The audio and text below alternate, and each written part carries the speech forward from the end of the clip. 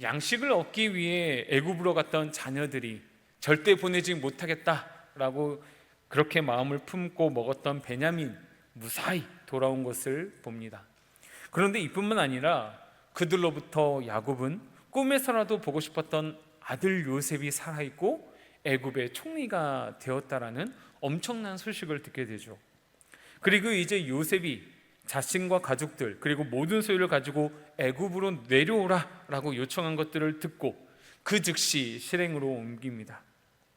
그런데 놀라운 것은 이 여정 가운데 누가 함께 하고 계십니까?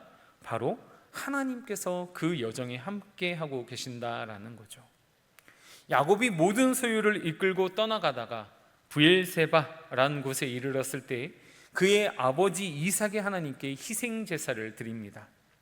그러자 그 밤에 하나님께서 야곱에게 나타나셔서 말씀하시면서 야곱에게 몇 가지 약속을 하고 있는 것을 우리는 볼 수 있습니다. 우리 그 약속이 무엇인지 창세기 46장 3절에서 4절 말씀 통해서 함께 살펴보고자 합니다. 함께 읽겠습니다.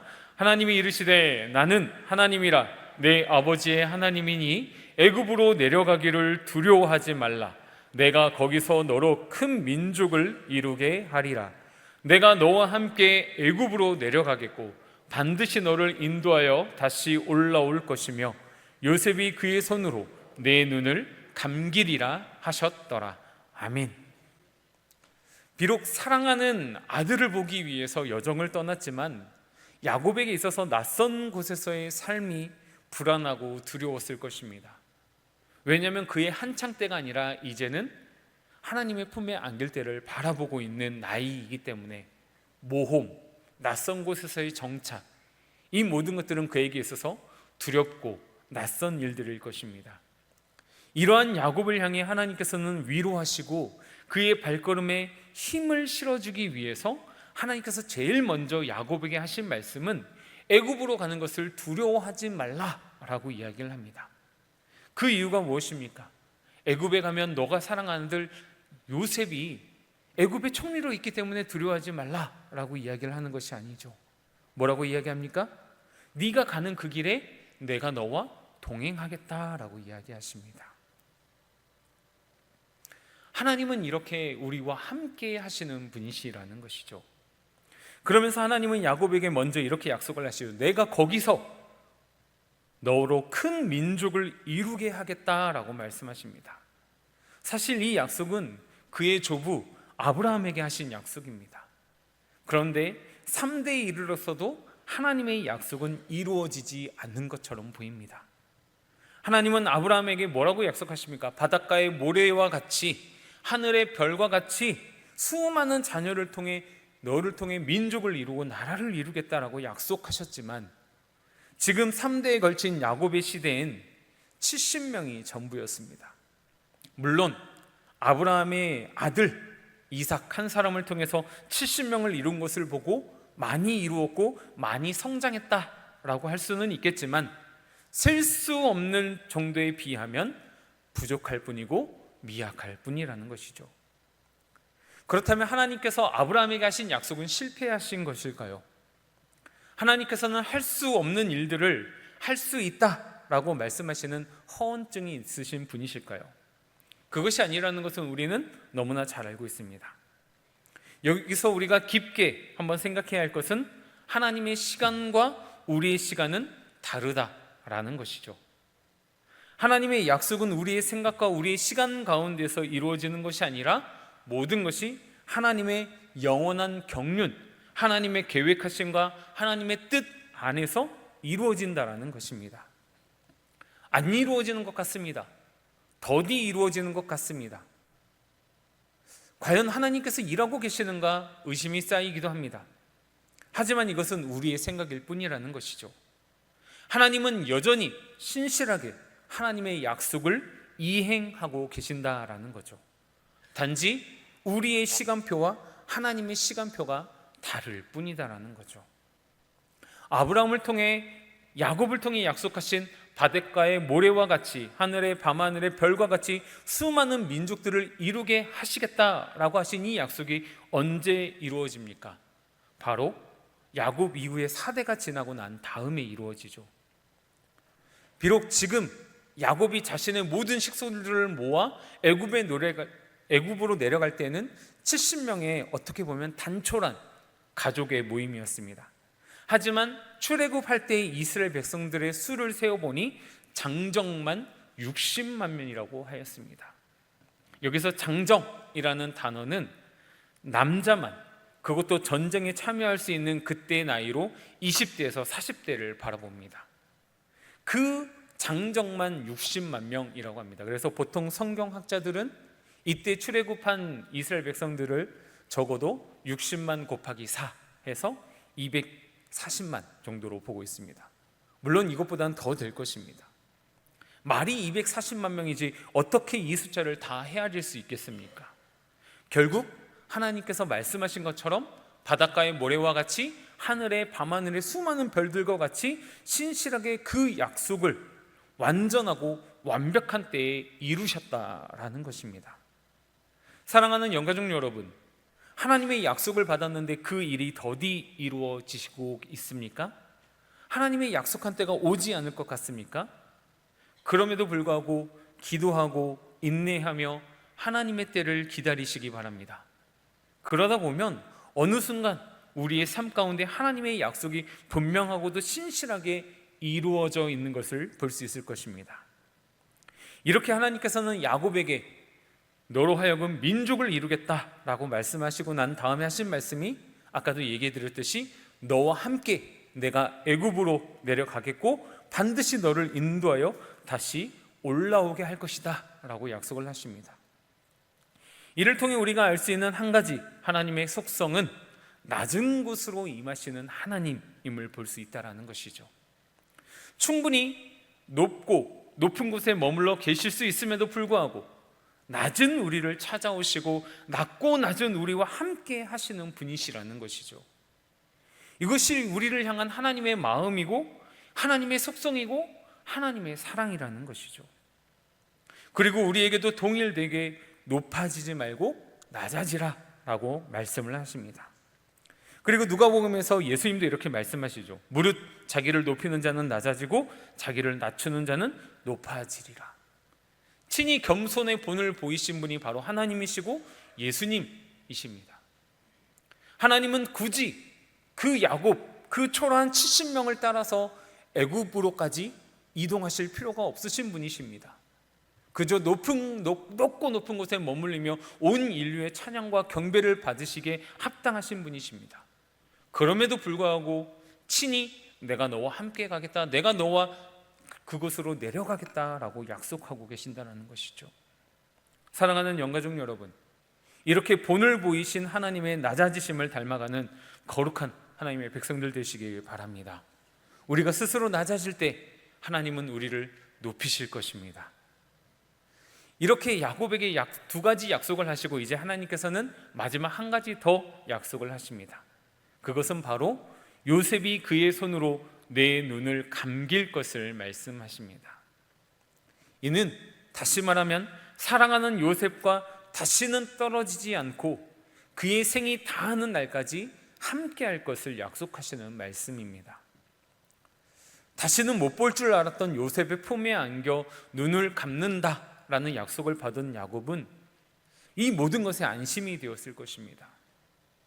하나님은 야곱을 이렇게 위로하시되 자세하게, 신실하게, 세밀하게, 구체적으로 위로하시고 또 힘을 주시는 분이심을 믿으시기 바랍니다.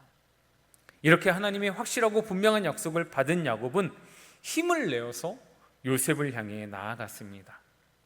그리고 마침내 야곱은 요셉과 만날 수 있었습니다. 이때 야곱은 말로 표현하지 못할 기쁨과 벅참, 감격을 느꼈을 것입니다.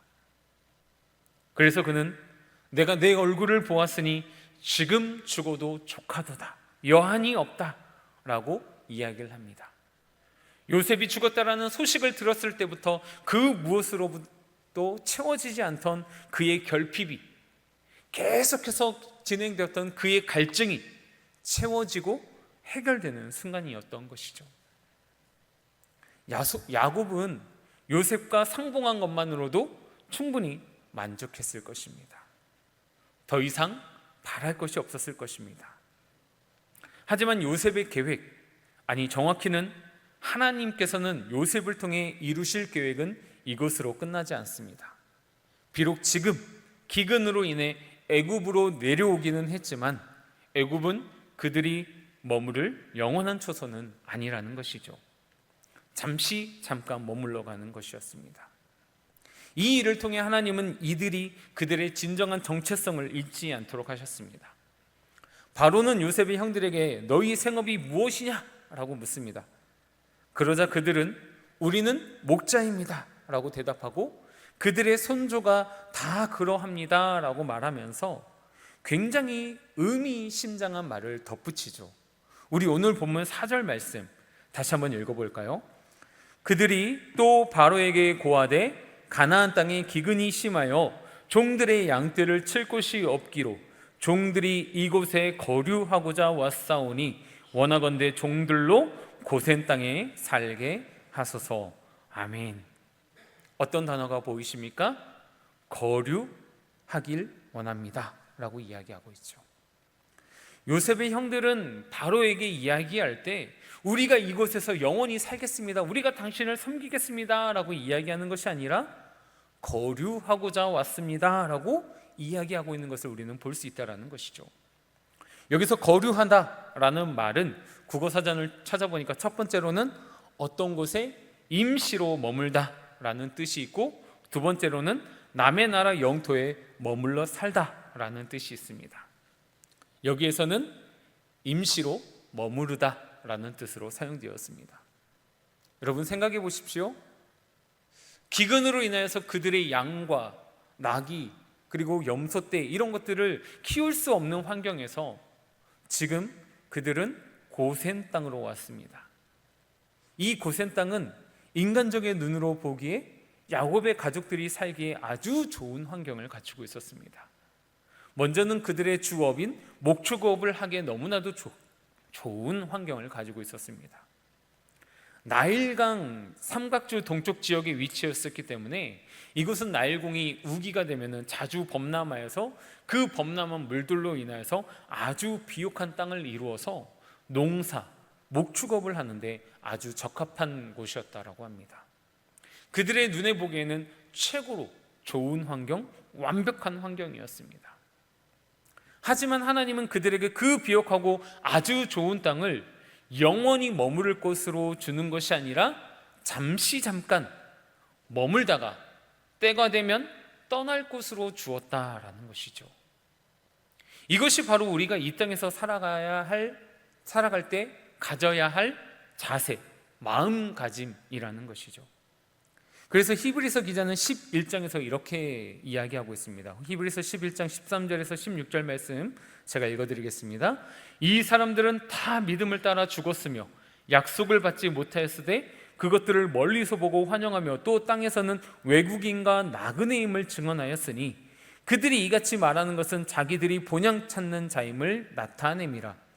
그들이 나온 바 본향을 생각하였더라면 돌아갈 기회가 있었으려니와 그들이 이제는 더 나은 본향을 사모하니 곧 하늘에 있는 것이라. 이러므로 하나님이 그들의 하나님이라 일컬음 받으심을 부끄러워하지 아니하시고 그들을 위하여 한 성을 예비하셨느니라. 아멘. 하나님께서는 이 땅에 살아가는 우리 모두에게 많은 것들을, 이 땅에 있는 모든 것들을 허락하셨습니다. 하지만 하나님께서 우리에게 허락하신 이 땅의 모든 것은 영원한 것이 아니라 잠깐 맡겨진 것뿐이라는 것이죠. 이스라엘 백성들이 애굽에 머물러 있다가 때가 되면 애굽을 벗어나 하나님께서 약속하신 가나안 땅으로 가야 하는 것처럼 우리 또한 이 땅에 잠시 머물다가 하나님께서 예비해 놓으신 한 성, 영원한 초소로 가야 한다는 것이죠. 이 또한 잠깐 거류할 곳이지 영원히 머무를 곳이 아님을 기억하시기 바랍니다. 그렇다면 하나님께서는 야곱의 가족들이 잠시 거류할 곳으로 요셉을 통하여서 고센 땅을 허락하신 이유는 무엇일까요? 아까도 이야기했다시피 고센 땅은 나일강 동쪽 부분에 위치해 있고 이 땅은 애굽에서 가나안으로 가는 길목에 있습니다. 사실 이 고센 땅은 군사적 요충지입니다. 그래서 출애굽기에서 이스라엘 백성들이 강대해졌을 때 그들을 통해서 하는 노역이 무엇입니까? 국고성과 라암새성을 건축하게 하는 일이었습니다. 왜냐하면 이방 민족들로부터 침입을 막기 위해서 견고한 성을 쌓게 하게 하신 것이죠. 이것을 통해 우리가 유추해 볼 수 있는 것은 하나님께서는 요셉을 통해 출애굽에 대한 계획을 미리 세우게 하시고 준비하게 하셨다라는 것입니다. 그리고 두 번째 이유는 애굽 사람들은 목축업을 너무 경멸하고 히브리 사람들을 천시하는 경향이 있었습니다. 그래서 하나님은 고센이라는 땅에 그들을 격리 따로 분류시키면서 애굽 사람들로부터 경멸과 천시당하지 않고 목축을 하기에 가장 좋은 땅인 고센 땅으로 그들을 부르셨다는 것이죠. 이렇게 요셉은 바로와 적당한 거리를 두고 있으면서도 애굽 사람들과 뒤섞이지 않고 히브리 민족의 정체성을 지킬 수 있는 곳을 바로 고센 땅을 확보하였고 그곳에 자신들의 가족을 안착시켰다는 것이죠.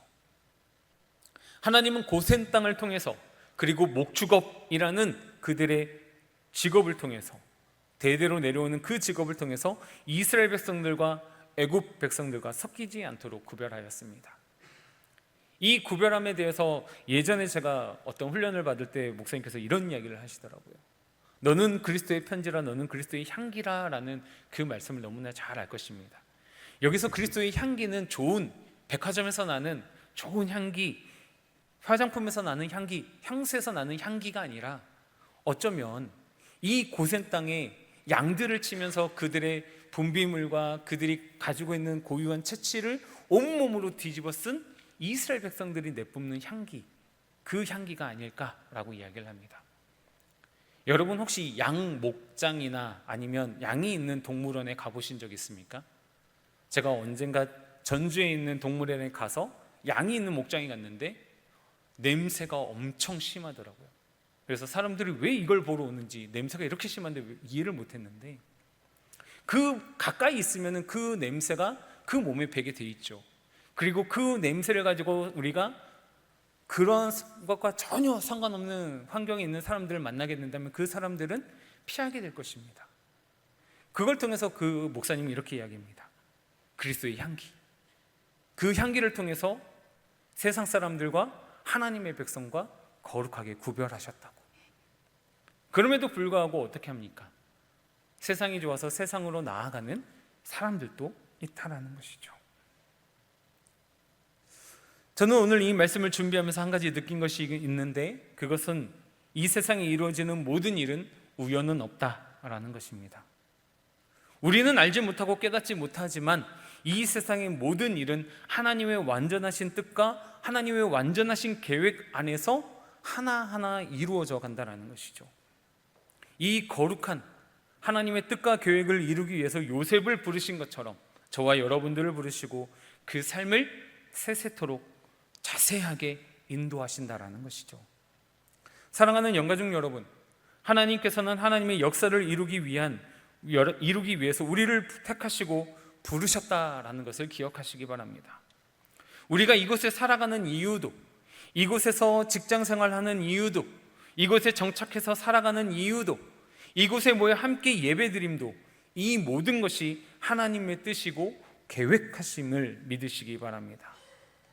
그리고 하나님께서는 우리가 각자 속한 곳에서 하나님의 역사와 뜻과 나라를 이루어 가시는 분이심을 기억하시기 바라고, 영원하지 않는 것을 위해 우리의 모든 것을 소비하는 것이 아니라 영원한 것을 얻기 위해 영원하지 않는 것을 버리라는 짐 엘리엇 선교사의 외침을 기억하면서 하나님의 뜻에 합당하고 신실하게 살아가시는 우리 영가족들의 삶이 되시기를 소망합니다. 기도하겠습니다.